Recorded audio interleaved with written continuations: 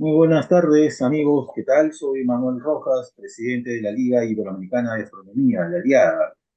Y hoy, domingo 8 de octubre, continuando con nuestro ciclo de charlas dominicales, charlas virtuales 2023, tenemos la presencia del profesor Rafael Girola, desde Buenos Aires, Argentina. Hola, hola, hola. Sí, Rafael, profesor por la Universidad Nacional 3 de Febrero, es vicepresidente de Envías, docente en el Planetario Galileo Galilei y en el Instituto Superior, profesor Medici y coordinador de la sección astrofísica de la Aliada. El profesor Rafael Quirola nos va a dar la interesante charla denominada Indicadores de Distancia y la medida de H sub cero. Agradecemos también, como todas las semanas, el auspicio de la página Rastros de Guerra de nuestro amigo Juan Carlos Flores. Adelante, Rafael, buenas tardes. Rafael, Hola, ¿qué tal? Hola, ¿se escucha bien? sí, te escuchamos. Ah, perfecto. ¿Qué tal? Hola, buenas noches. Bueno, un gusto que estén aquí en esta charla organizada por la Aliada. Y bueno, en esta ocasión me voy a centrar en este tema bastante apasionante y bastante movido de este último tiempo, que tiene que ver con la medida de H sub cero, los indicadores de distancia y el valor de lo que se denomina la constante de Hubble. ¿Qué nos dice justamente ese valor de H sub cero? Así que en principio lo que vamos a hacer es describir en principio diferentes escenarios para poder medir justamente el valor de H sub cero y además también las controversias que hay en los diferentes valores que se obtienen de H sub cero. Pero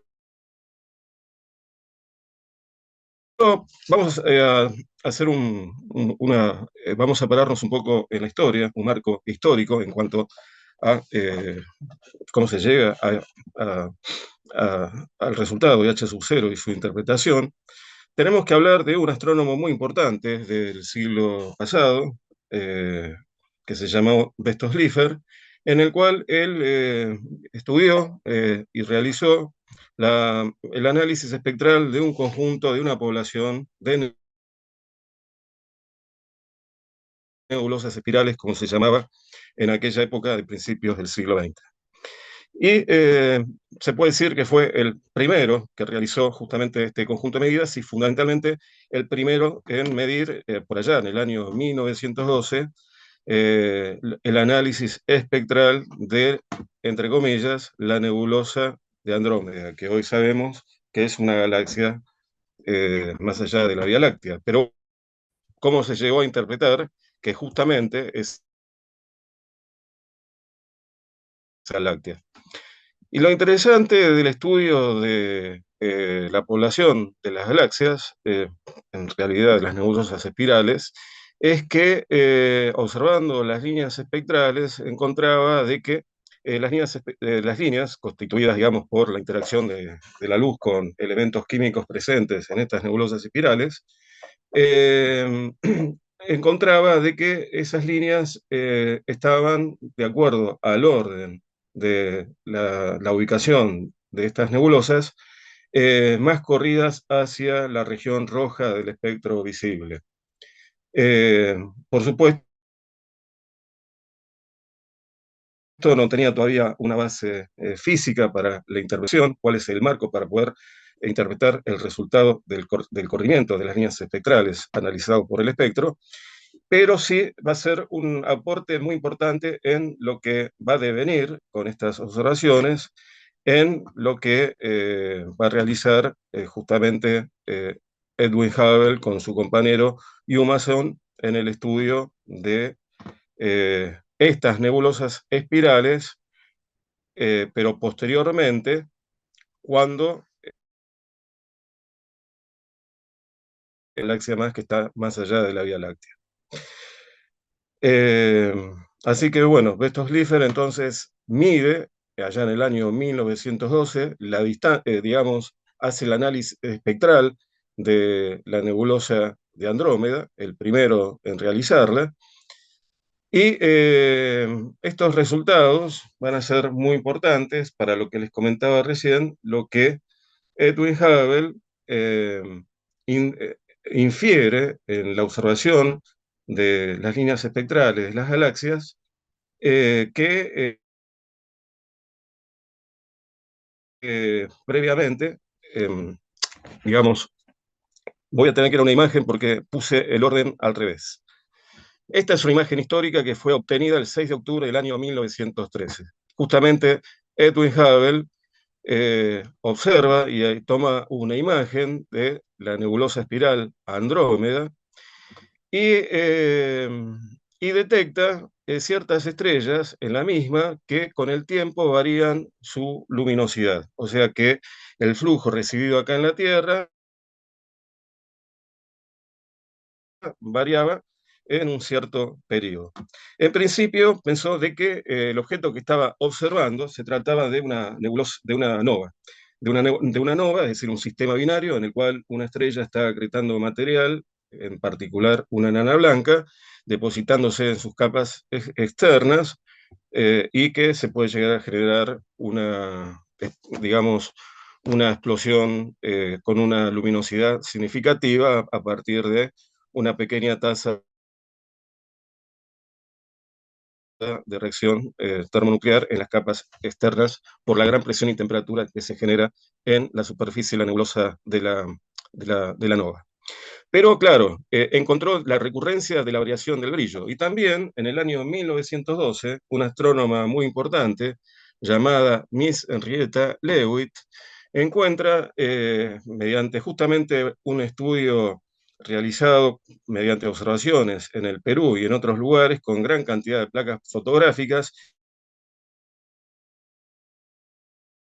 minuciosamente encuentra una variabilidad en las estrellas. Por supuesto, antes que ella, que Miss Hewitt, un astrónomo amateur, un astrónomo inglés llamado John Gurrick, estudiando una estrella llamada Delta Cefeo, encuentra la variabilidad, inclusive construye hipótesis para la explicación de la misma, la causa que genera esa variabilidad del brillo de la estrella. Y Miss Leavitt encuentra una relación muy importante en este tipo de estrellas, la relación periodo-luminosidad, en el cual se puede obtener la magnitud, digamos, la relación entre la magnitud y el periodo, y por lo tanto, cómo se puede obtener a partir de la ecuación que relaciona la magnitud con la magnitud absoluta y la distancia en la cual se encuentra la estrella, y encontró en efecto que esta estrella dentro de esta nebulosa espiral está más allá de la distancia que se consideraba que tenía la Vía Láctea. Resuelve un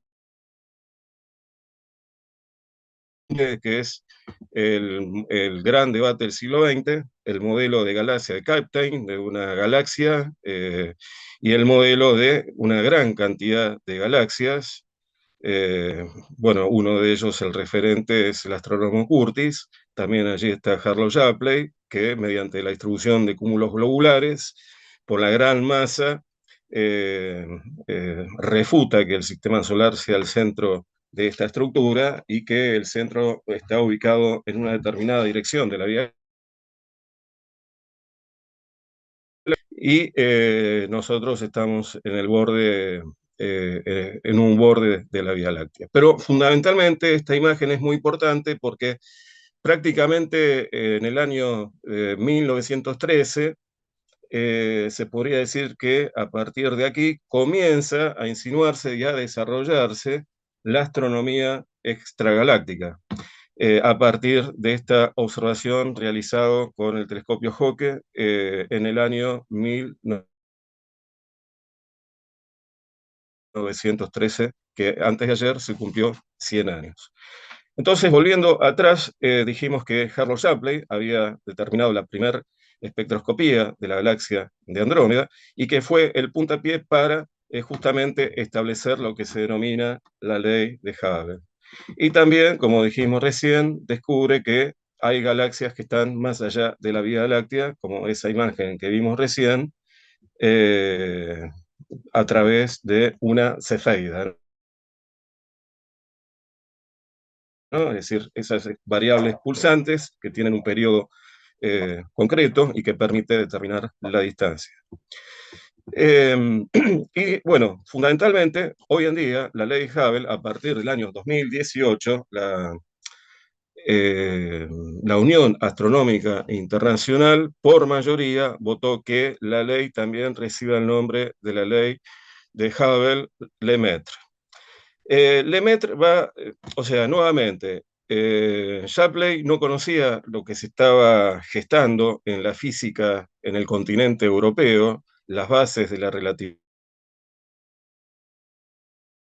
general, y Edwin Hubble también desconocía, digamos, la física que se estaba desarrollando en aquellos años de principios del siglo XX. Infiere que las galaxias, por la observación, acompañado con su eh, ayudante Humason, que, como había encontrado estos Slipher, que las líneas espectrales estaban corridas hacia el rojo, él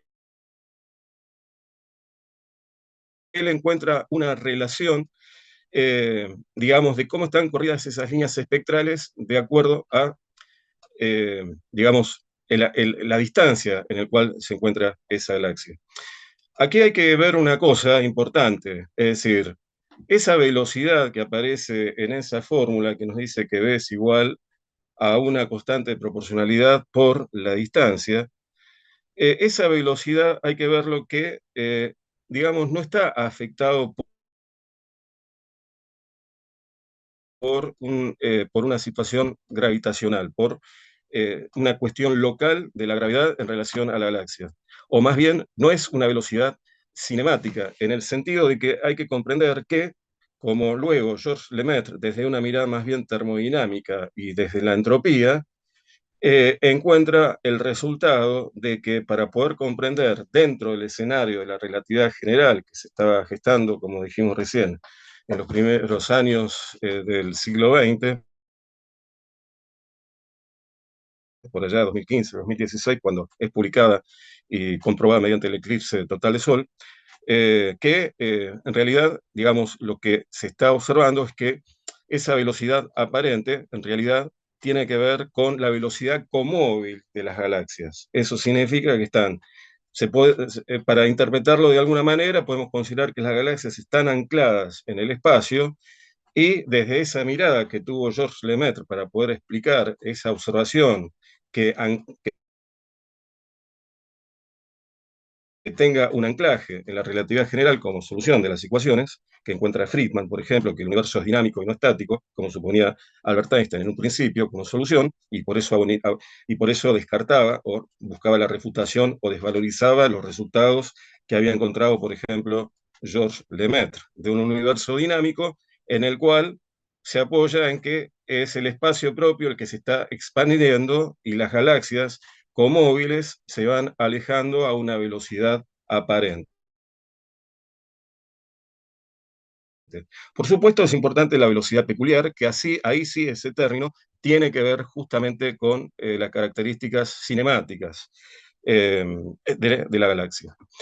Y esa constante de proporcionalidad, que recibe el nombre de H sub 0, es justamente lo que se denomina la tasa de expansión en el universo hoy. O sea, el H sub 0 en el cual se está midiendo hoy el universo. Entonces, qué nos está indicando? Por ejemplo, una cosa muy importante, como tiene unidades de segundo a la menos 1, en forma independiente, H sub 0 nos da el tiempo que tiene el universo, porque es la recíproca de la constante de Hubble. Si ustedes analizan la unidad dimensional de H sub 0, justamente les va a quedar segundo a la menos 1. Y entonces la recíproca o la inversa del H sub 0 nos va a dar el tiempo. Entonces, en un momento dado, también que entra en juego, y con esta perspectiva de la relatividad general y de Georges Lemaitre con respecto a la expansión propia del espacio y la métrica que tiene el universo, entonces entra un factor muy importante que está relacionado intrínsecamente con la tasa de expansión del universo, que es el factor de escala, que el factor de escala va a jugar un papel significativo, ¿no? Porque nos permite saber cuándo fue emitido un haz de luz desde una determinada galaxia, en qué factor de escala eso ocurrió con respecto al factor de escala hoy que estamos recibiendo la información de la luz proveniente de esa galaxia. Nosotros estamos interceptando una línea del universo, de la línea del universo de la galaxia, un haz de luz que sigue una geodesia y que nos está intersectando, que está llegando a nosotros, como recíprocamente en esa galaxia está llegando la luz que salió de nuestra galaxia, cuando por supuesto estaban muy próximas entre sí, porque el factor de escala, también la ley de Hubble nos dice que el universo era mucho más denso y más caliente, que todo estaba mucho más próximo, inclusive en contacto. El modelo, o más bien la perspectiva del Big Bang, ¿no? Entonces, en principio, los resultados, las propuestas de Georges Lemaitre, que recibe el nombre de la ley de Hubble-Lemaitre, es que propuso que el universo se inició con una explosión de un primer átomo, que este modelo fue luego mejorado en forma significativa por Georges Gamow. Y luego, a partir de allí, se puede decir que con la participación activa de Georges Lemaitre, se puede decir que todos estos resultados fueron el origen, la como marco teórico físico, y el Big Bang bueno, que vamos a ver qué pasa en relación a H sub 0. Como anécdota es interesante saber que, bueno, Edwin Hubble luego le dio la razón a Georges Lemaitre en cuanto a los resultados que encontró con respecto a la expansión del espacio, y a la vez, digamos, cuando él agrega en sus ecuaciones como solución de las ecuaciones de la relatividad para el modelo cosmológico, para un universo estático, agrega una constante cosmológica para que el universo sea estático. Pero eso lo hace porque, en definitiva, los resultados, las velocidades radiales de las estrellas, muchas daban positivas, otras daban negativas, eso significa que muchas se acercaban, otras se alejaban. Digamos que no tenía una confianza como para decir que el universo se estaba expandiendo. Los resultados astronómicos les daba más bien, digamos, el resultado, digamos, le daba el pie para construir el modelo autoconsistente, por supuesto, pero estático del universo. Eh, bueno, acá entonces tenemos en principio que si nosotros graficamos la velocidad aparente con respecto al universo local, la curva que mejor se ajusta a los datos observados, pero más bien el abanico de curvas son lineales. Y vemos que cada pendiente, porque es la tasa de expansión del universo que está relacionado con el factor de escala, como también está relacionado con la densidad y con el parámetro de desaceleración para un universo que satisface el principio cosmológico copernicano, los dos principios que se apoya la ley de Hubble a gran escala, que digamos no hay ningún lugar preferencial ni privilegiado y que las características de la densidad a gran escala son las mismas en todo punto del espacio. O sea, es isotrópico, cualquier dirección que tome va a ser idéntico a otra dirección, no hay dirección privilegiada y es homogéneo, ningún lugar va a diferenciarse de otro en características de densidad, por ejemplo. Pero el tema es que cuando Hubble encuentra el valor de h sub 0, le da un valor significativamente elevado, del orden de, bueno, 500 kilómetros por segundo, significa un poco las unidades de h sub 0. Significa que, digamos, sabemos que un parsec es la distancia en la cual me tengo que ubicar en un punto del espacio para ver el semediámetro de la órbita terrestre bajo un segundo de arco. Eso equivale a decir que me tengo que ubicar, por ejemplo, de la órbita terrestre a 3,26 años luz. Entonces voy a verlo, la separación bajo un segundo de arco. Pero cuando me voy a megaparsecs ya estoy hablando de millones, de 3,6 millones de años luz. Entonces, sería cómo se está expandiendo a esa velocidad bajo esa distancia en parsecs de 3,6 millones de años luz a la velocidad de 67 kilómetros por segundo. O sea, una galaxia a esa distancia con respecto a nosotros se está alejando a esa velocidad.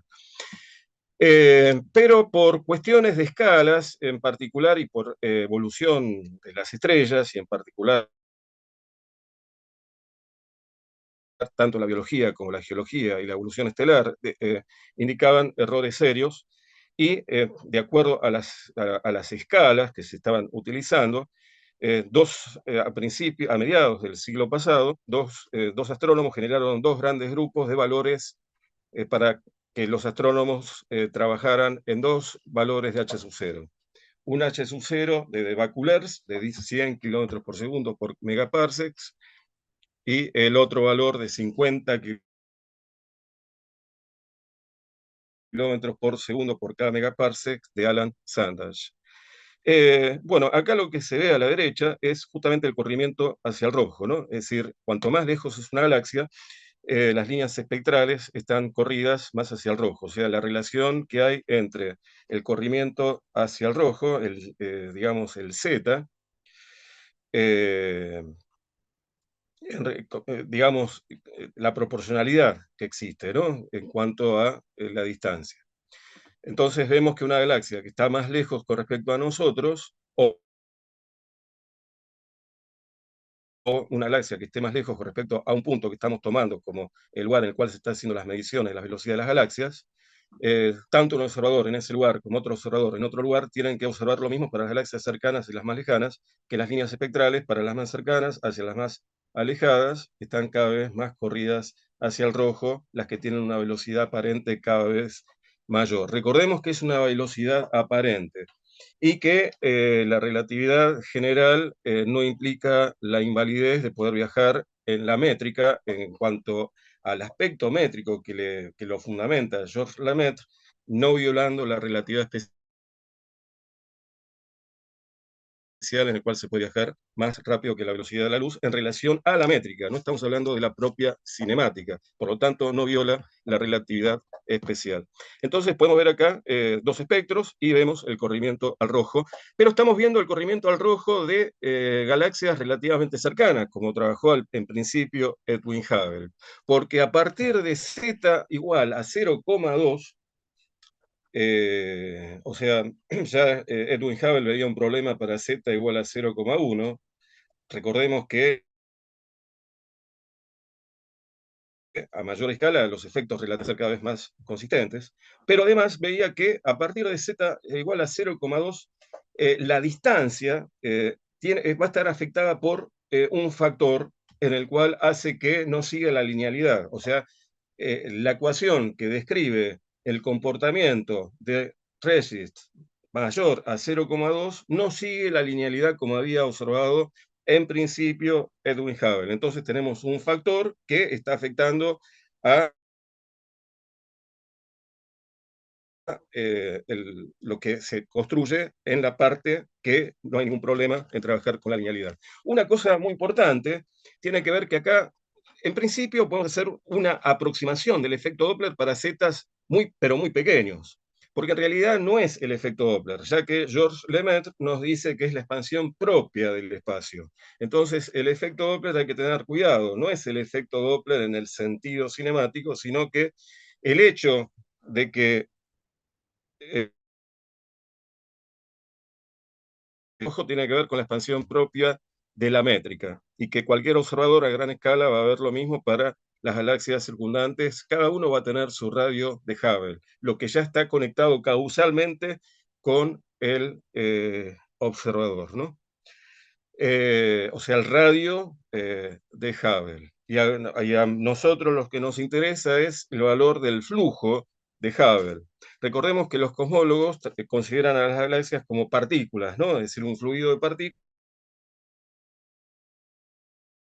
red a gran escala, la estructura, considerando el principio de homogeneidad e isotropía, denominado justamente el flujo de Hubble. Entonces, bueno, no sé, iba a decir algo más de esto, pero seguramente que va a volver en otro momento, pero lo que quería, acá justamente explica bien este gráfico que ningún observador es privilegiado a gran escala, porque si nosotros estamos parados en A, vemos por la relación de proporcionalidad en un universo local, cómo las galaxias, los vectores, las flechitas, indican el campo de velocidades que para las que están más cercanas son las que tienen velocidad menor y así como se van incrementando de acuerdo a la distancia. Eso significa que este punto, que corresponde a esta galaxia, tiene el corrimiento hacia el rojo mucho más acentuado que esta galaxia que está próxima a B. Y B se está alejando de A, pero B tiene también la misma razón y la misma validez de decir que la galaxia se está alejando respecto de él. Generalmente se utiliza un ejemplo para poder considerar como materializar o ver la inferencia de la expansión del universo, es poner pasa de uvas en una masa para generar, para cocinar un budín, y con el tiempo, entonces vemos que la configuración de los budines, ninguno quedó centralizado respecto de los demás. Ninguno quedó como que todo se alejó respecto de él, sino que ocurre como estos gráficos que están a la izquierda. O sea que si tenía, digamos, el triángulo de esas tres pasas de uvas, mantienen la estructura de ese triángulo, pero con un factor de escala diferente del original. Entonces, para redondear el tema este que estamos hablando sobre la expansión de la expansión del espacio, implicando entonces la expansión de la métrica del espacio. ¿Y qué métrica tiene el espacio? En principio se trabaja como base la métrica de Robinson-Walker, pero no vamos a entrar, por supuesto, sino que hay una métrica en la cual nos permite inclusive inferir qué tipo de universo podemos estar parados, ¿no? Entonces, supongamos que tenemos una galaxia y la Tierra primitiva ¿no? Con las líneas del universo, que las líneas del universo de cada uno de ellos se estarían alejando por el postulado de Weyl, ¿no? El tiempo, digamos, comóvil. Entonces, acá lo que tenemos es, que sale un fotón de esta galaxia y viaja hacia... Entonces, si uno hace el análisis espectral de este fotón, donde las ondas están bien comprimidas, tenemos el elemento químico, un espectro de absorción, en el cual ahí nos está indicando la presencia de ese elemento químico, ¿no? Es decir, la emisión de ese pulso de luz, y en el cual está interactuando con algo que, con gas, hidrógeno o algo que nos está indicando. Las líneas del universo y la geodésica, digamos, a la velocidad c, barrenando la expansión del espacio, viaja hacia B, el fotón que viaja hacia B, en un momento dado, cuando ya se expandió todo este tramo que está indicado por esta doble flecha roja, entonces vemos que en efecto ya por la propia expansión del espacio, entonces la longitud de onda del fotón va, digamos, la longitud de onda de acuerdo, en realidad en este caso se incrementa porque aumenta la longitud de onda hacia el rojo, entonces se va, como un acordeón, se va abriendo, ¿no? Las longitudes de onda van a ser cada vez mayores a medida que las líneas espectrales se van corriendo hacia el rojo, como cuando ya la emisión de este pulso de luz, por ejemplo, un fotón ultravioleta proveniente de esta galaxia, llega a la Tierra como un fotón, por ejemplo, la radiación de fondo de microondas, entonces digamos que nos va a llegar un fotón de la radiación de fondo de microondas de esta manera, ¿no? o una galaxia con un factor de escala eh, un cuarto porque el factor de escala hoy se toma igual a la unidad, un cuarto, por ejemplo. Entonces, bueno, vemos cómo viaja ese fotón ultravioleta. Por ejemplo, las líneas pueden estar en el Lyman alfa y están recontracorridas hacia el rojo, llegando acá a la Tierra, pero causado justamente por la expansión propia del espacio. Entonces,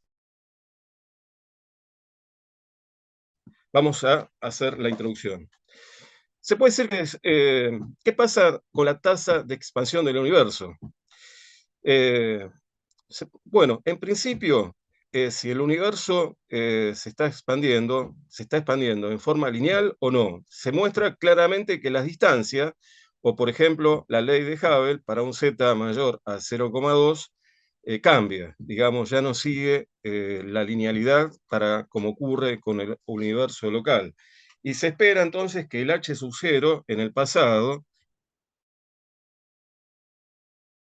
era mucho mayor que el h sub 0, digamos que el h sub 0 en el pasado era eh, menor que el h sub 0 actual, o sea que ha venido incrementándose eh, por muchos efectos. Por ejemplo, como una de las hipótesis para poder explicar lo que observaron los grupos de Adam Riess y Sam Perlmutter, por ejemplo, de las supernovas tipo 1A,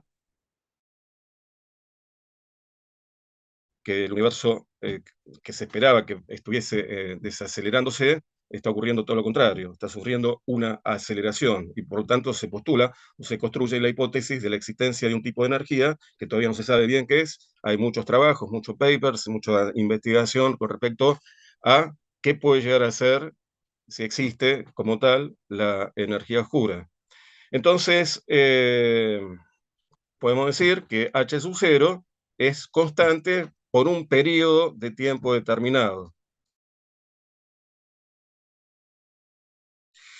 El tema es que cuando uno hace una medida de la radiación de fondo de microondas, ¿cuánto vale h sub 0? Por ejemplo, el Max Planck, digamos, cuando la misión Planck en el año 2000, desde el 2009, que fue que comenzó a operar hasta el 2013, que liberó la información del tipo de universo en el cual se esperaban los resultados, bueno, se encontró que el valor de la tasa de expansión del universo es del orden de los 67,4, este error con las unidades correspondientes de la tasa de expansión. Es decir, en el modelo, justamente cuando Adam Riess infiere a partir de las observaciones de las supernovas tipo 1A la aceleración del universo, que el modelo consistente para poder explicar estas primeras observaciones de las supernovas tipo 1A cercanas en relación a las supernovas de tipo 1A lejanas, para también medir bien con precisión la aceleración del universo, se denomina Cold Dark Matter con la constante cosmológica lambda, ¿no? Y lo interesante es que tiene este valor, pero este es el valor de la radiación, este es el valor de h sub 0 obtenida a partir de la radiación de fondo de microondas, a partir de la misión Planck, como también que se determinó la existencia de 3 tipos de neutrinos y también se midió, digamos, la temperatura en esa radiación que uno observa, ¿no? Desde el COBE, la WMAP y Planck en el año 2013. Entonces, si nosotros lo comparamos con las supernovas tipo 1A y cefeidas, el valor es de h sub 0 igual a 74,03 más menos 1,42. Este valor proviene de realizar mediante indicadores de distancias la escalera, lo que se denomina habitualmente la escalera de distancias en astronomía, en particular en el universo a gran escala, los indicadores primarios, secundarios y terciarios, en el cual hay que tener, digamos, siempre digamos, cómo se trabaja con las calibraciones y cómo evitar el incremento o que dispare errores sistemáticos, ya que el error en un indicador, por supuesto, si no se tiene en cuenta el factor del error, la propagación que se puede generar en los indicadores siguientes, la calibración para poder obtener precisión y confianza en el valor que se va obteniendo a medida que uno ya no trabaja con parámetros estelares locales, ¿no? Sino ya con objetos cada vez más brillantes. Por ejemplo, los indicadores terciarios sería trabajar con la función de luminosidad, con la morfología de las galaxias, con el brillo de las galaxias. O sea, ya no podemos ver objetos estelares como los indicadores primarios a partir del aparalaje que me tiene que dar ya la confianza, por eso la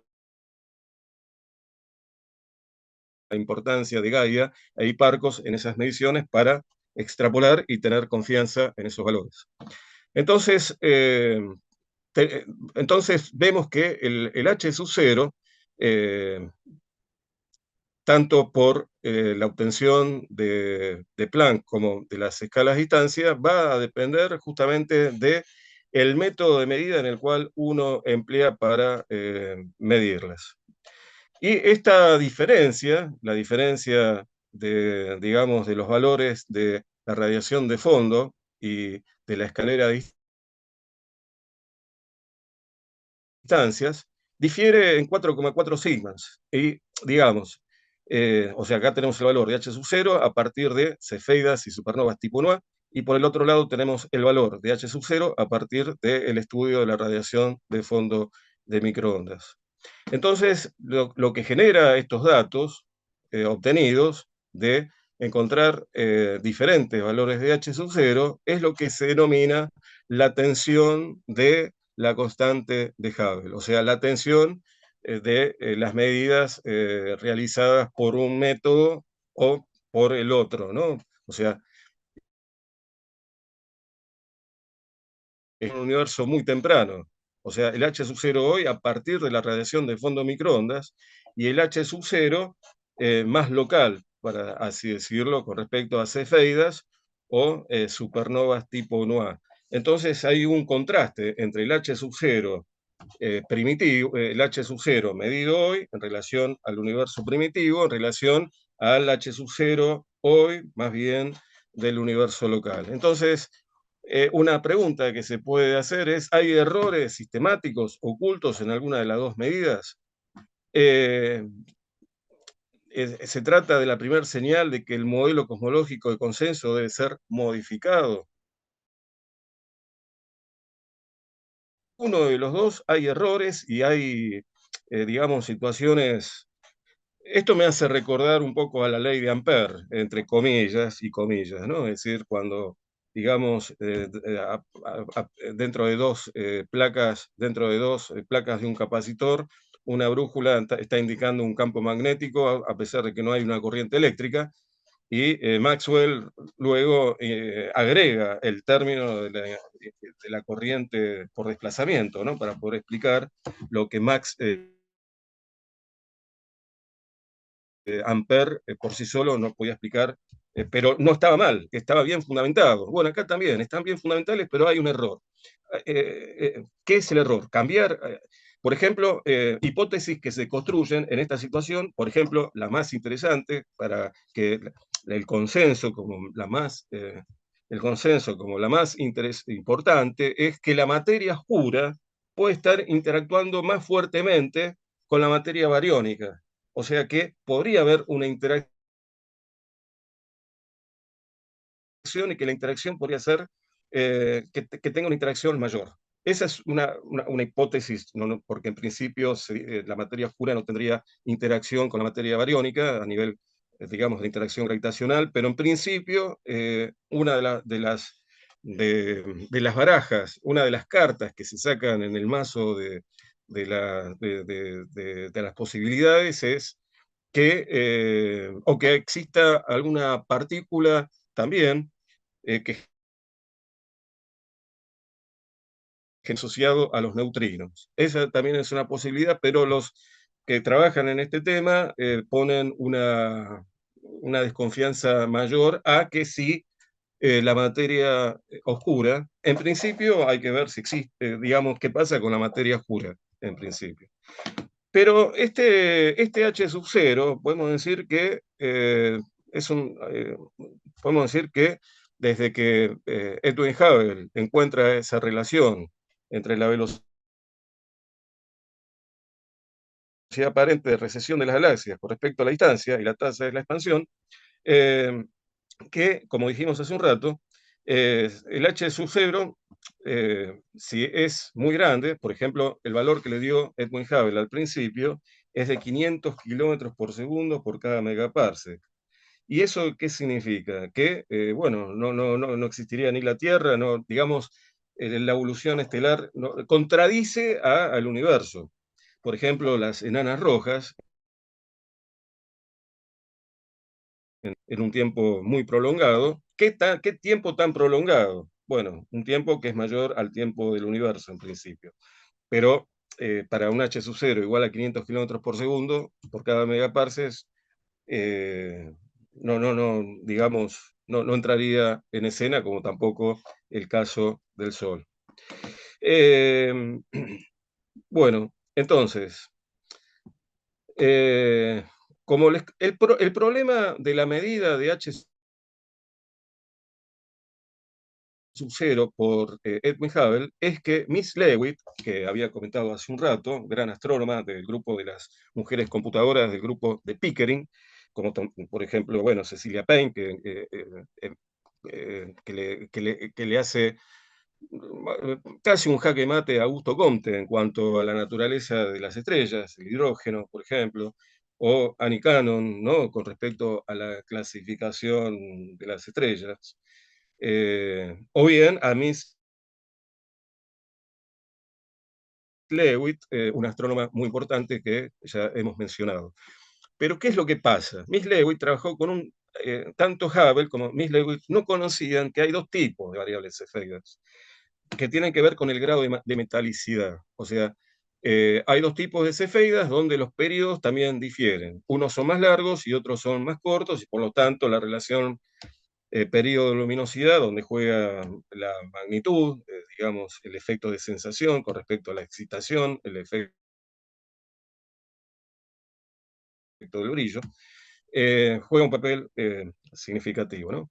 Entonces, bueno, el problema es que no sabían este dato, o sea, no era dato en aquella época. Hay que esperar a un astrónomo muy importante llamado Walter Bade, que en efecto encuentra de que hay poblaciones estelares. A las estrellas las podemos clasificar también de acuerdo a la población estelar, si es una estrella que se metió en el barro, eso significa que está contaminada químicamente, o es una estrella pulcra que digamos que está limpia, que digamos presenta pocos elementos químicos. Las más jóvenes en el sentido de las más viejas por ser las primeras, serían las más pulcras, en el sentido de ser estrellas que no están contaminadas como las estrellas más locales en el universo hoy. También tiene que ver con el medio interestelar, el medio ambiente en el cual se forman las estrellas. Si una estrella se está formando en una región del medio interestelar donde hay riqueza en abundancia de elementos químicos, o una zona donde hay abundancia química relativa, entonces los espectros, por ejemplo, de una estrella O puede llegar a diferir de alguna manera, aunque va a tener su sello, pero en las condiciones ambientales en las cuales se formaron así las estrellas. Entonces yo algo había comentado con respecto a esto, que entonces eh, las cefeidas, en principio, bueno, Miss Leavitt les va a dar la utilidad para determinar distancias, como por ejemplo la calibración utilizando cúmulos estelares abiertos próximos, como por ejemplo las Hiades, el cúmulo estelar de las Hiades, que calibrando distancias, bueno, entonces se reduce el factor de riesgo de la propagación de errores. Entonces el método de calibración va a ser muy importante para el efecto de la extrapolación y poder tirar más línea para que el anzuelo pueda viajar más lejos en el espacio y enganchar una galaxia, un corrimiento al rojo muy significativo, ¿no? Entonces, por un lado tenemos los astrónomos onda Alan Sandage de 50 kilómetros por segundo por cada megaparsec. Recordemos que esto es lo que nos está indicando que se están desplazando bajo un megaparsec a una distancia, a una velocidad de 50 kilómetros por segundo, pero recuerden que es la métrica, ¿no? O sea, es una velocidad aparente, está la velocidad peculiar propia de la galaxia. Mientras que la otra escuela, en el año 2001, esta astrónoma, Wendy Friedman, todavía no trabajaba, digamos, trabaja con una población de cefeidas mediante el telescopio espacial Hubble y encuentra un resultado, digamos, comparable, pero un poco menor a lo que se determinó con las supernovas tipo 1A. La incertidumbre del resultado obtenido por Wendy Friedman es del orden de una incertidumbre del 10%. Por supuesto, el refinamiento continuó, se pulió cada vez más, y de esta manera, digamos, con los resultados con mayor precisión, podemos decir entonces que la cosmología, el estudio del universo en su todo, con sus componentes, con su estructura, su evolución, su dinámica, su historia, su tiempo de vida, el factor de escala, cómo están relacionados los parámetros cosmológicos, mediante esta precisión de los datos, como se fue refinando cada vez más, podemos decir entonces que la cosmología pasó a ser una ciencia de precisión.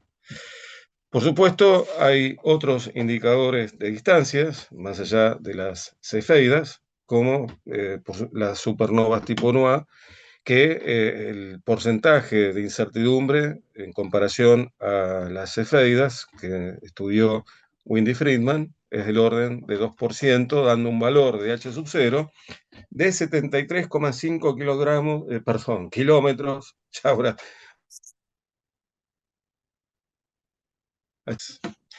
pero en un momento dado hablábamos de, como por ejemplo se muestra en este gráfico, con sus barras de errores, digamos, el camino de las cefeidas en azul, con las barras de errores, y el camino de el cold dark matter que habíamos mencionado previamente.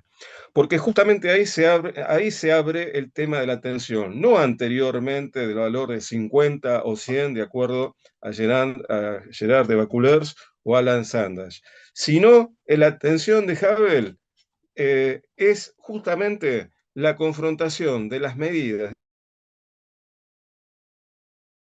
de la escalera a distancias mediante cefeidas, que van a servir para calibrar con indicadores más luminosos como las supernovas tipo 1A, cómo divergen cuando se toma el valor de H sub 0, justamente cuando Adam Riess y Sam Perlmutter encuentran que el universo está acelerándose.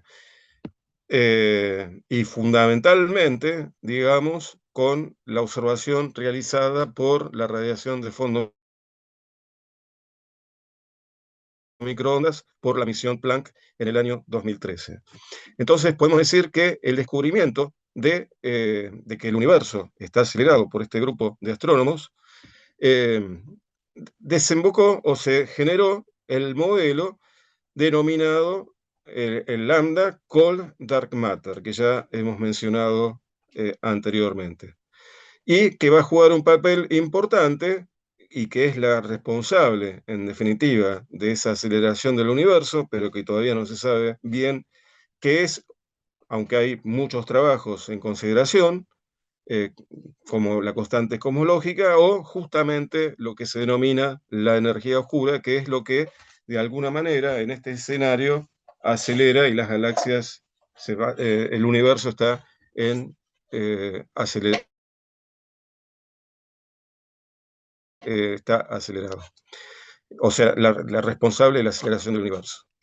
Y sabemos que la ensalada con que está constituido el universo corresponde a un 68% del total de los constituyentes del universo eh, de energía oscura, y le correspondería a un 26,5% del cold dark matter, o sea, de la materia oscura, y un 4,9% de una materia ordinaria. Pero a todo esto hay que añadir justamente también la masa de los neutrinos para llegar justamente al 100%. Así que entonces, resumiendo todo lo que habíamos dicho, usando el modelo Cold Dark Matter con constante cosmológica o energía oscura y el valor de los resultados obtenidos por la misión Planck cuando hace una lectura de la radiación de fondos microondas, se llega a este valor, a 67,4 kilómetros por segundo por megaparsec. O sea, el H sub 0 medido de la radiación de fondos microondas hoy con respecto al H sub 0 medido por las cefeidas, y vemos entonces la diferencia, la divergencia que hay en el H sub 0 cosmológico y en el H sub 0 por la escalera de distancias, fundamentalmente bajo las cefeidas.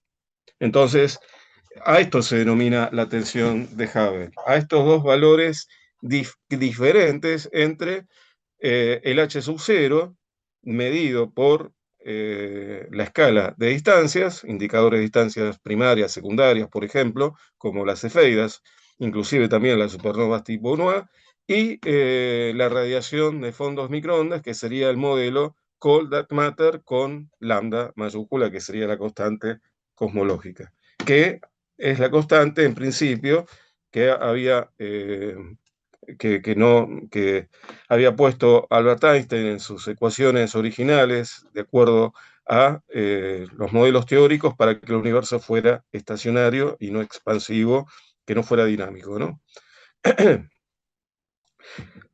Entonces, ¿por qué medir distancias? Y, digamos, si uno puede medir en definitiva H sub 0 a través del corrimiento hacia el rojo de las galaxias mediante Z, pero uno encuentra que tenemos dos patas de las escaleras, pero que no llegan a un mismo H sub 0. Entonces, el objetivo es que estamos en este universo y no pueden haber dos valores discrepantes de un H sub 0 que difiera de otro. Entonces, tiene que haber una convergencia entre el camino cosmológico de la radiación de fondos, que nos da ese valor, y el camino de la escalera de distancias, que nos tiene que dar, tiene que haber una convergencia en el valor de H sub 0.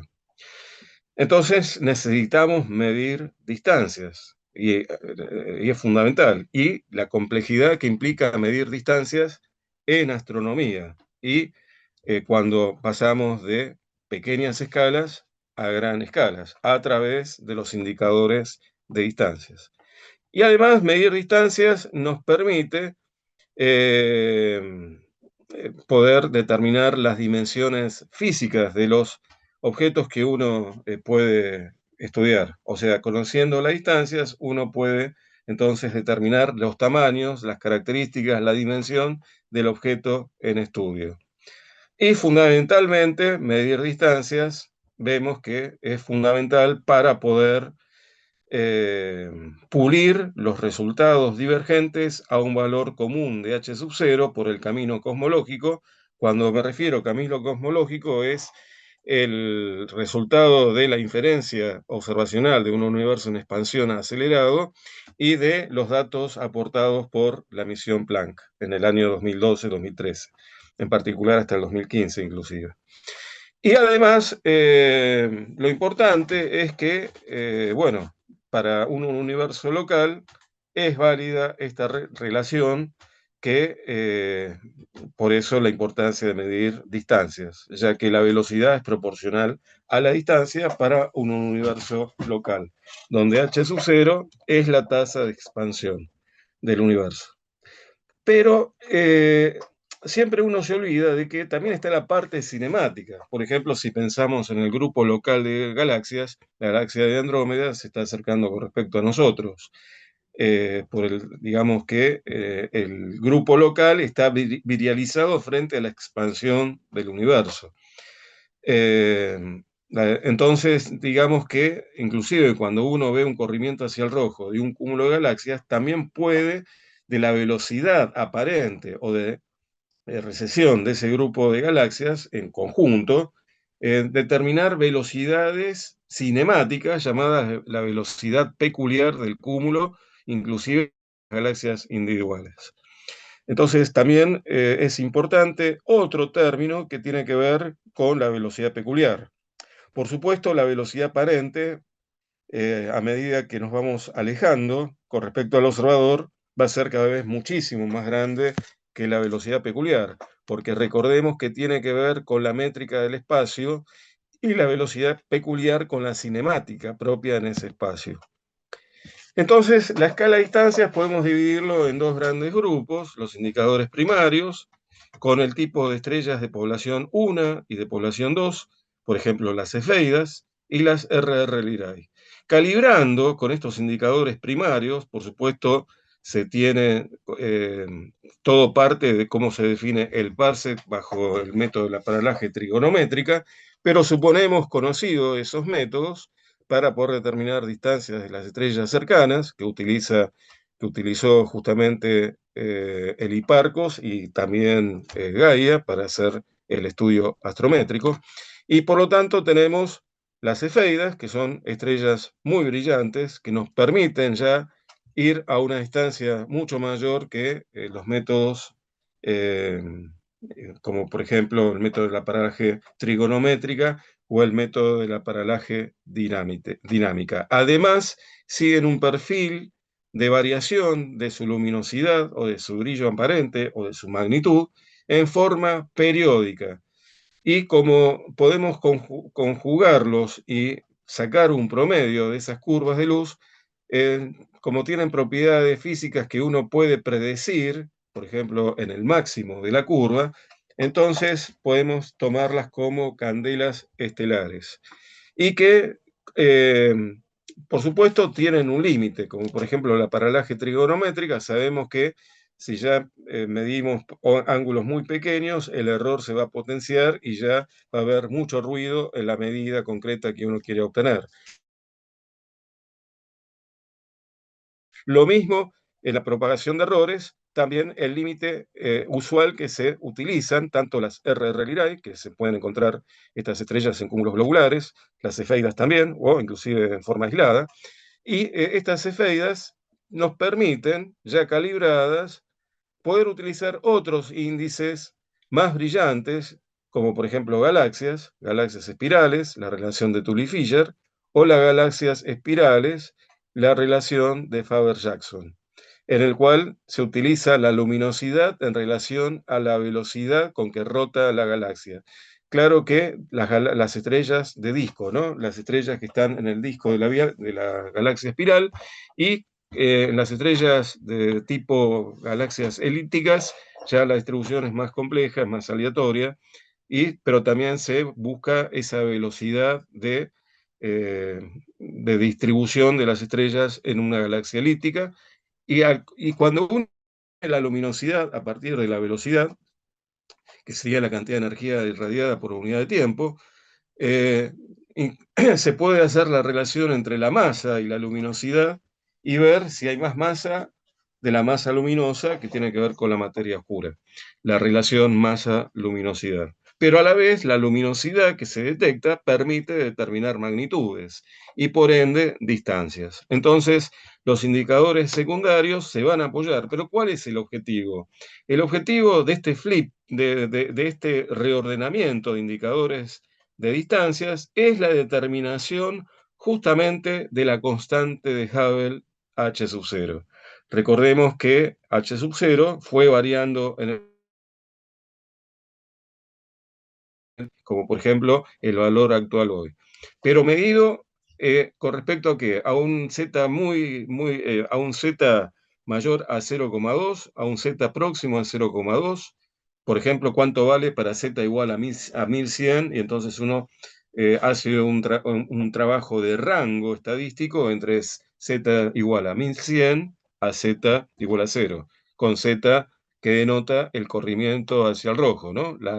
El cociente, la relación que hay entre las longitudes de onda del observado con respecto a lo que yo mido acá en mi laboratorio, de ese elemento que encuentro en la galaxia, con respecto a el lambda, que se denota longitud de onda con lambda, eh, medido en el laboratorio, en mi sistema de referencia inercial. Entonces, el objetivo es cuánto vale h sub 0.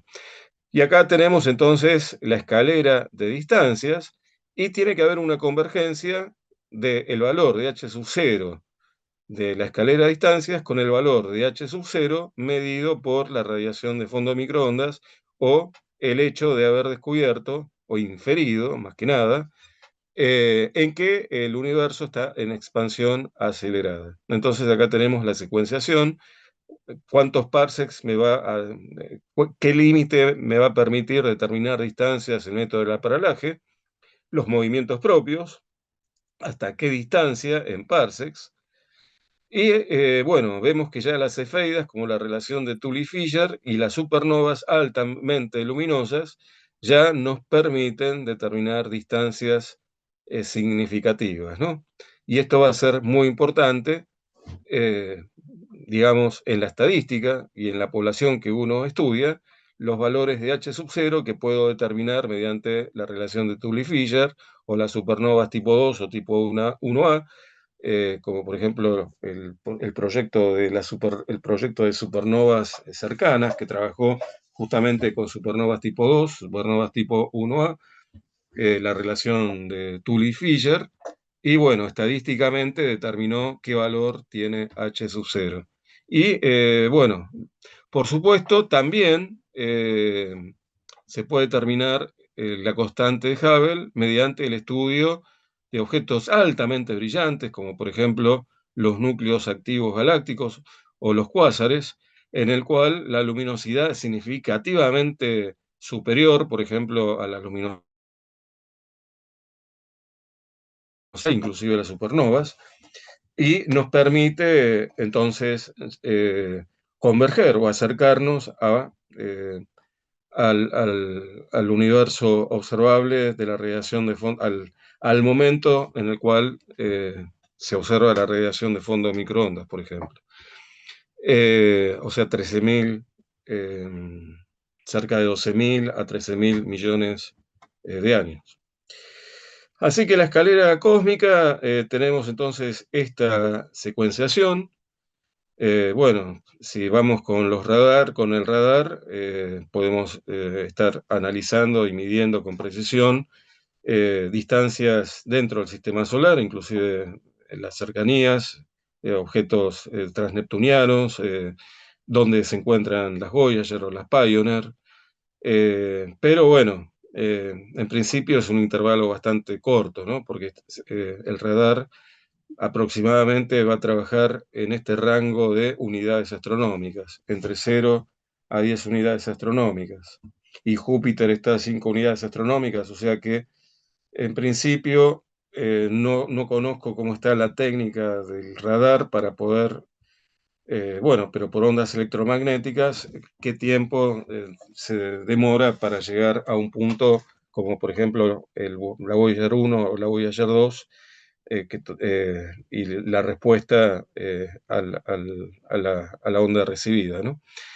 La paralaje nos permite este intervalo de distancias en kiloparsecs, la paralaje espectroscópica, o sea, ya trabajando con el diagrama HR, el intervalo de distancia se incrementa, las R Lyrae y los cúmulos globulares, con una magnitud absoluta promedio fija, entonces por lo tanto se puede predecir como candelas estelares la luminosidad y por ende si uno tiene la luminosidad, la magnitud y por ende la distancia, la relación que hay entre la magnitud aparente, la magnitud absoluta y la distancia. Y luego las variables que nos permiten ya ir a una distancia de 30 megaparsecs, la relación de Tully-Fisher, la luminosidad que es proporcional a la velocidad de la cuarta con que rotan las estrellas de disco, en promedio. Y además es interesante porque uno puede, mediante la relación de Tully-Fisher, analizar la materia oscura de una galaxia espiral por la relación masa-luminosidad y nos da este intervalo para llegar a las supernovas, que nos da un intervalo bastante significativo, a 1000 parsecs, ¿no? Así que si vamos a 1 kiloparsecs o a 10 kiloparsecs, ya nos encontramos, bueno, en realidad está a 8,3 kiloparsecs, el centro de la Vía Láctea. A 100 kiloparsecs nos encontramos con la gran nube de Magallanes. Mediante cefeidas uno puede calibrar y determinar distancias. A 1 megaparsecs, la mitad de, bueno, se encuentra la Messier 31, el cúmulo de Virgo a 10 megaparsecs, y así para llegar a la esfera de Hubble, en el cual ahí sí se cumple, digamos, los principios en el cual se apoya la esfera de Hubble o el flujo de Hubble, es la homogeneidad y la isotropía. ¿Qué pasa más allá del radio de Hubble si el universo no lo es o si es homogéneo e isotrópico? E inclusive hay soluciones y hay grupos que estudian con un universo que tenga características no isotrópicas o no homogéneas. O sea, todavía vemos que a gran escala el universo tiene sus grandes incógnitas y bueno, y por lo tanto, los modelos que estudian tanto con homogeneidad e isotropía y los que no, los resultados que se esperan, ¿no? Bueno, así que en el año 1929, expansión que va a depender de ciertas condiciones como justamente qué valor tiene H sub 0. Habíamos visto que a partir del año 1998, como por ejemplo los trabajos de Saul Perlmutter y Adam Riess, que ganan el premio Nobel, bueno, encuentran que el universo está acelerado. O sea, infieren que el universo, mediante el estudio de las supernovas tipo 1A, lo que se espera con respecto a las supernovas lejanas y las cercanas es justamente el intervalo de tiempo que responde no a un universo como se pensaba en aquella época o se esperaba, que el universo estuviese desacelerándose y todo lo contrario, se está acelerando. Analizando justamente curvas de luz de tipo 1A, ¿no? Entonces es muy importante conocer cuánto vale el valor de H sub 0, justamente, bueno, utilizando las herramientas que uno puede llegar a disponer, como por ejemplo los telescopios. El telescopio, bueno, los proyectos que se hicieron en el JOICE, por ejemplo, que participa Adam Riess con el grupo del HST, el Hubble Space Telescope, que hasta no hace mucho, en estos últimos años, fue perfeccionando cada vez más la medida de H sub 0 a través del estudio de cefeidas y supernovas tipo 1A, con un sigma de confianza cada vez más significativo, inclusive parece que el último resultado le da sigma igual a 6. O sea que ella prácticamente parece que Adam Riess estaría a punto de poder obtener el valor que corresponde del H sub 0, pero también hay controversias y no todos están de acuerdo por los errores que podrían llegar a estar induciendo ese resultado. Más que nada, como también le pasa a Wendy Freeman con las gigantes rojas, los errores sistemáticos o inclusive el tema de el ambiente en el cual se generan las supernovas tipo 1A para poder medir con cuidado las curvas de luminosidad. Y, por ejemplo, se encontró en una curva de luz que en realidad provenía más que nada en el disco y no por las reacciones termonucleares propias, digamos, bueno, las supernovas tipo 1A sabemos que ya eh, la tasa de reacciones termonucleares es igual a cero, pero que provendría de un efecto de la materia del disco de acreción, y que eso nos genera una gran confianza de tomarlas como curvas suaves en el cual uno pueda extrapolar y predecir el comportamiento del máximo para poder tomarla como candela estelar. No es que eso sea ya una validez y que descarte, pero hay algunos problemas también con las supernovas tipo 1A. Entonces es importante conocer la exactitud, como habíamos dicho, la cosmología de precisión. Así que, digamos, los que más se usan, como vimos recién, en la escalera de distancia son las cefeidas y las supernovas, que nos permiten detectar mediante ese método cefeidas a 100 millones de años luz. Y las supernovas, que son más brillantes, bueno, nos permiten determinar distancias aún mayores a lo obtenido. Recordemos que una supernova tipo 1A, digamos,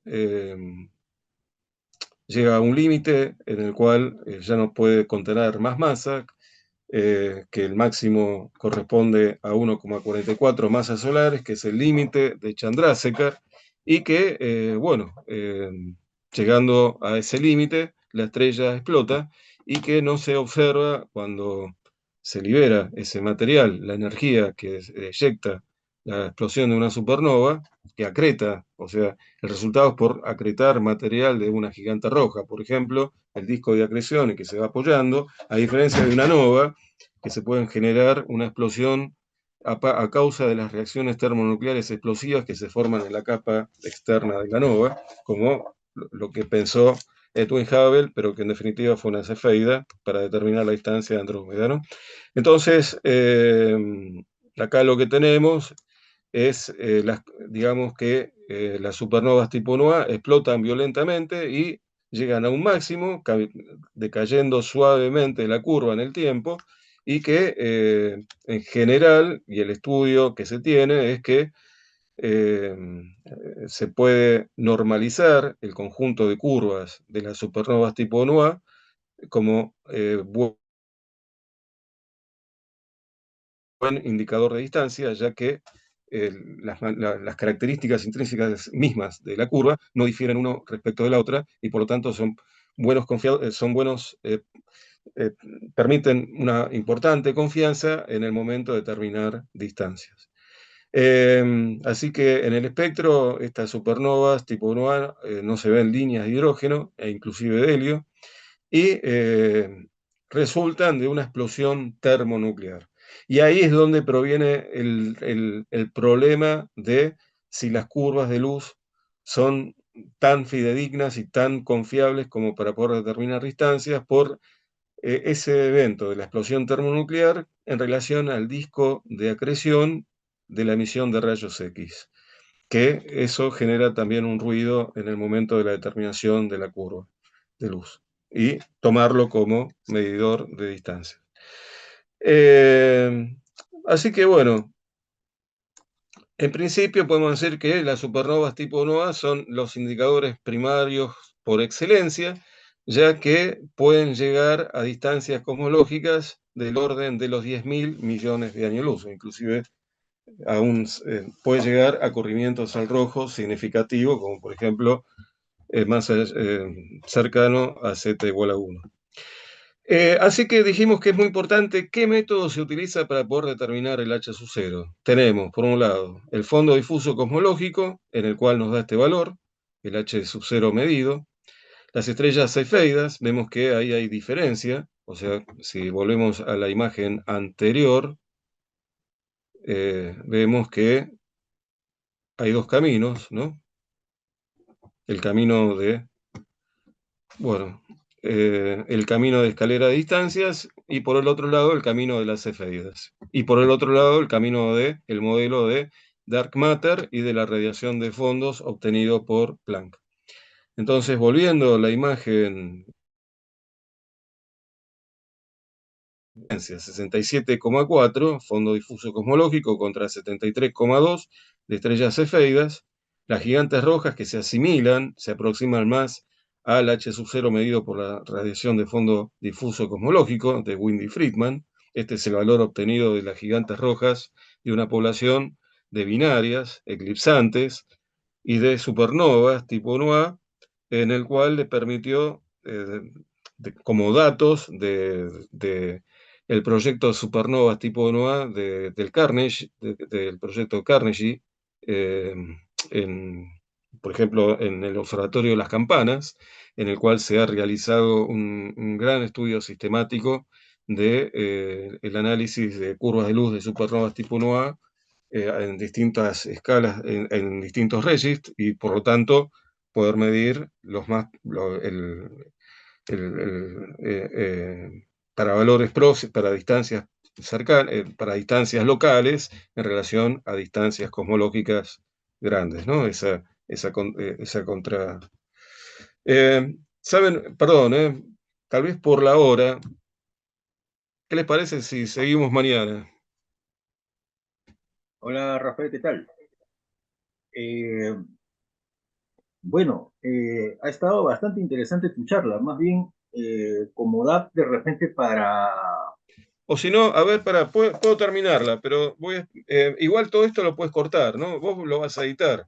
Sí, sí, sí, Déjame claro. 2 minutos, un descansito, Sí, y revisa, revisa. ahora continúo. Claro, ¿Sí? claro. Descansa, descansa. Más bien, yo te comentaba, de repente, si tu charla da para más, más espacio, podríamos hacer una segunda parte, ¿no? Esa posibilidad siempre está abierta.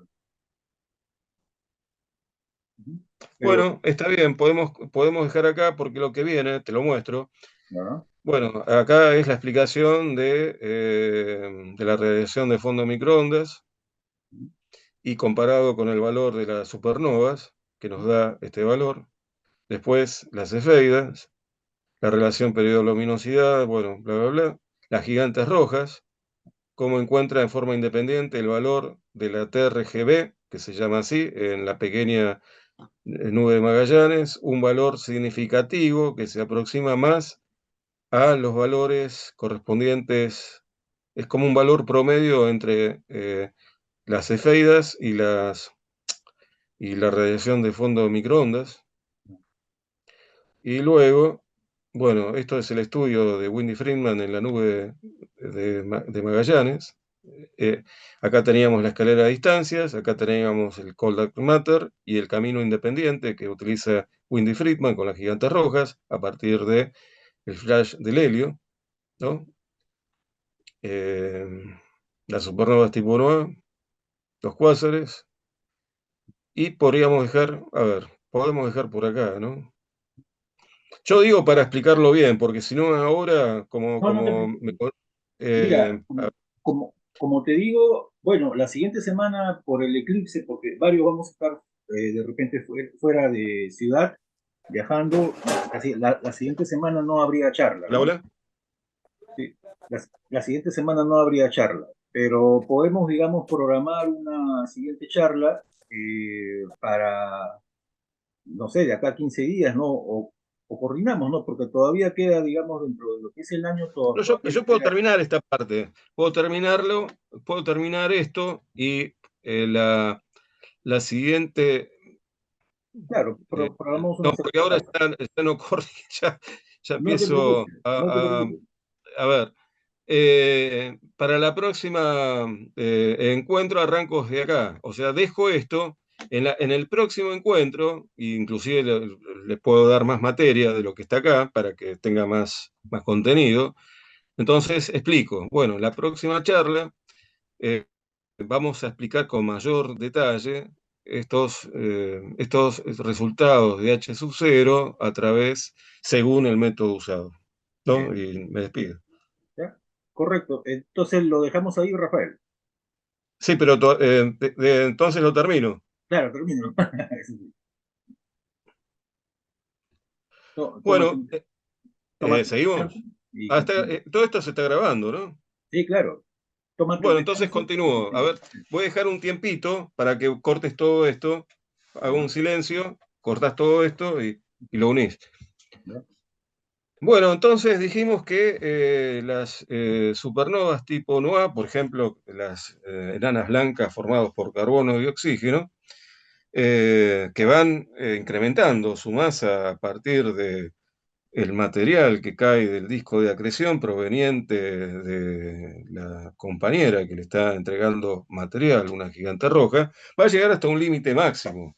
Y ese límite máximo en una enana blanca que puede soportar bajo su propio peso es de 1,44 masas solares, llamado el límite de Chandrasekhar. Y lo interesante, cuando llega a su pico máximo, como la luminosidad nos permite determinar la magnitud absoluta, la magnitud de una supernova tipo 1A es del orden de menos 19,48 con un error de 0,20. O sea que, eh, como claramente dijimos hace un rato, con esta magnitud nos permite determinar distancias extraordinariamente enormes en el universo, como del orden de más de 10.000 millones de años luz. Ahora bien, dijimos que es muy importante el método. Así que en esta primera parte de la charla que hicimos toda una descripción general, en la segunda charla que nos vamos a encontrar para seguir hablando sobre H sub 0 y qué implica que haya una divergencia de valores que ya robustamente está bien desarrollado tanto por un método como por el otro, o sea que las medidas no son de errores propios de cálculo, de alguna situación en la cual esté mal planteado. ¿Dónde proviene el error? ¿Cuál es la causa en la cual encontremos H sub ceros divergentes y no uno que converja mediante los métodos diferentes? El hecho lo tenemos que encontrar en alguna problemática propia del universo mismo, de la física en el cual uno está trabajando, algún modelo que hay que revisar y cambiar algunas de las variables en juego. Lo que dijimos hace un rato es porque la materia oscura en definitiva tiene una interacción mayor de la que uno presupone. Puede llegar a existir alguna partícula elemental que viaje a una velocidad próxima a la velocidad de la luz, que genere como una especie de sombra oscura. Bueno, vaya la palabra. ¿Cuál es el problema? ¿Hay algún error conceptual que estemos manejando en el marco teórico del Big Bang? Eh, bueno, por un lado, los resultados que se está obteniendo mediante el telescopio infrarrojo de James Webb va a dar la pista y vamos a ver si le da luz verde a los resultados que está obteniendo eh, el astrónomo Adam Rees, que fue uno de los que infirió la expansión acelerada del universo, con el estudio poblacional de cefeidas y supernovas tipo NUA, determinando el valor de H sub 0 con un sigma de confianza bastante significativo. Así que entonces los invito para la próxima reunión de ver un poco mejor, con más detalle, los valores de H sub 0 según el método usado, como por ejemplo, el fondo difuso cosmológico nos da 67,4 kilómetros por segundo por megaparsecs. Las estrellas cefeidas, mayor, 73,2 kilómetros por segundo por megaparsecs. Recordemos que estamos midiendo el H sub 0 hoy de un evento muy en el pasado, como por ejemplo la radiación de fondo de microondas, con un H sub 0 hoy de acuerdo a un evento como por ejemplo una galaxia que esté a una determinada distancia, pero más cerca del acontecimiento de la radiación de fondo de microondas. O sea, un H sub 0 local, como por ejemplo cefeidas y supernovas tipo NOA, y un H sub 0 no local, cosmológico, como la radiación de fondo de microondas, o inclusive los cuásares, porque fíjense qué valores son similares. 67,4 fondos difusos cosmológico. Las gigantes rojas, 69,6 kilómetros por segundo megaparsecs. Como dijimos recién, el trabajo de Whitney Friedman, un trabajo independiente de las cefeidas, o sea, de la escalera de distancias y de la radiación de fondo. Las supernovas tipo 1A que se asemejan a las cefeidas, bueno, es consistente porque convergen con las barras de errores en el camino que habíamos visto en el gráfico de H sub 0 con respecto al tiempo. Las supernovas tipo 1A dijimos que es y las cefeidas similares. Fíjense que los cuásares también se asemejan al valor de las supernovas y las ondas gravitacionales con las gigantes rojas. Es interesante, en el año 2017, mediante la fusión de estrellas-neutrones, el estudio del el tipo de curva que genera la fusión de ondas gravitacionales, de la fusión de estos objetos muy masivos, la posibilidad y la medición, claro que la barra de error es muy grande porque por el momento la población es muy reducida, de las ondas gravitacionales. Así que todo este paquete de información lo vamos a desarrollar a la brevedad. Bueno, espero que hasta acá se haya entendido y muchísimas gracias. Hasta la próxima. Gracias, Rafael. Muchas gracias por la interesante charla de hoy. Bueno, a ver, vamos a pasar acá a las preguntas. Vayan dejando sus comentarios, sus preguntas, por favor. Por el momento yo tengo una pregunta, Rafael. Eh, eh, Esta relación periodo-luminosidad que tienen las cefeidas, que fue descubierta por la señorita Enrica Leavitt desde el observatorio que la Universidad de Harvard tenía acá en Perú a principios del siglo XX, es un método para determinar la distancia hacia las galaxias donde son visibles. También tengo entendido que se puede hacer a través de las supernovas, pero digamos, ya cuando el telescopio no puede resolver estrellas o de repente estas son muy distantes, por ejemplo, estas galaxias que aparecen en el campo de fondo de las imágenes del telescopio James Webb o del Hubble, ¿cómo así se puede determinar la distancia o cómo así la determinan entonces en esos casos? Bueno, siempre está el trabajo fotométrico, espectrométrico, como por ejemplo aconteció con las galaxias primitivas observadas por el James Webb en el infrarrojo. Se tenían datos fotométricos, pero siempre es importante el aporte y el complemento de los datos espectroscópicos, en particular de las líneas Lyman alfa del universo lejano. Pero fundamentalmente, bueno, cuando uno trabaja ya con galaxias que no puede determinar cosas propias, son indistinguibles, como por ejemplo una estrella, podría llegar a ocurrir una supernova tipo nova muy brillante. Por ejemplo, se pudo determinar la constante de Hubble a través de una lente gravitacional amplificando la luz de una supernova tipo nova y se pudo medir a través de la lente gravitacional el H sub 0 dada por esa supernova tipo 1A amplificada por la lente. Y entonces tenés métodos como por ejemplo la fluctuación de brillo, o sea, los indicadores terciarios sería, ¿no? La función de luminosidad por un lado, el SBC, que sería la fluctuación de brillo, de cómo varía el brillo en la estructura de una galaxia, la morfología misma de una galaxia, van a ser importantes en el momento de poder determinar galaxias a altos registros. Bien.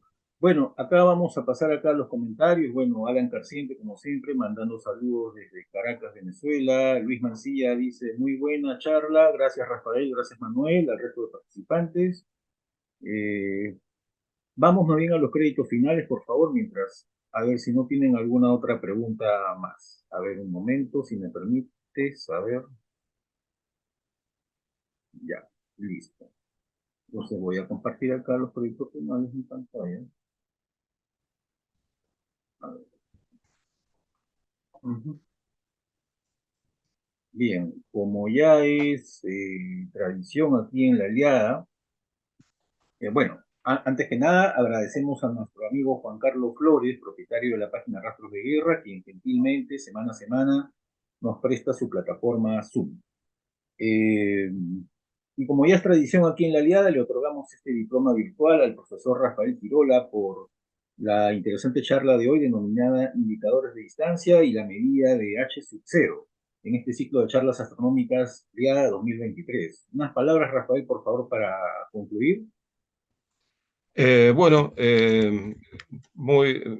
como siempre, muchísimas gracias por este importante espacio de la comunicación, de la difusión y comunicación de la astronomía y de ciencias afines en todos los campos, desde la educación, divulgación, eh, trabajos muy interesantes en distintos campos como las charlas precedentes a la que estoy dando hoy, ¿no?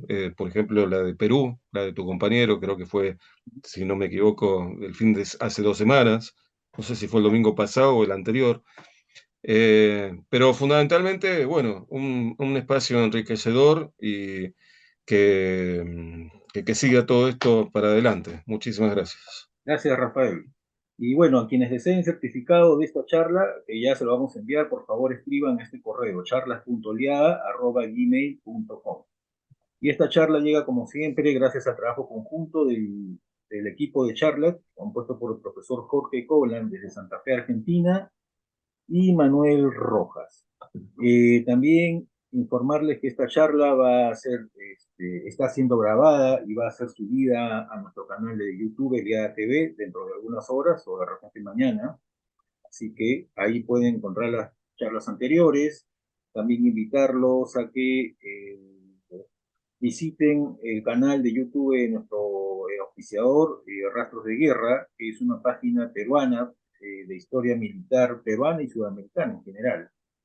Y por supuesto, invitarlos, como todas las semanas, a que escriban o manden sus artículos, fotografías astronómicas, el material que ustedes deseen publicar en la revista Universo de la Aliada. Ya vamos en el número 67, es una revista de libre descarga, gratuita, se puede descargar y leer pues, desde el celular, desde la tablet, desde la computadora. Así que regresamos nuevamente y bueno, muchas gracias a todos amigos, gracias gracias, Rafael, por tu paciencia esta noche y vamos a programar entonces una siguiente charla, de repente de acá a 2 semanas o en cuanto sea posible para hacer la segunda parte de esta presentación de hoy. Muchas gracias, Rafael. Nos estamos viendo. Chao, chao. Igualmente, un Chao a gustazo, todos. Manuel, Alan y Luis. Un gusto, Gracias, Luis, y nos gracias, comunicamos. gracias, gracias. Un Chao, chao. abrazo a todos. Chao, Nos nos vemos. vemos.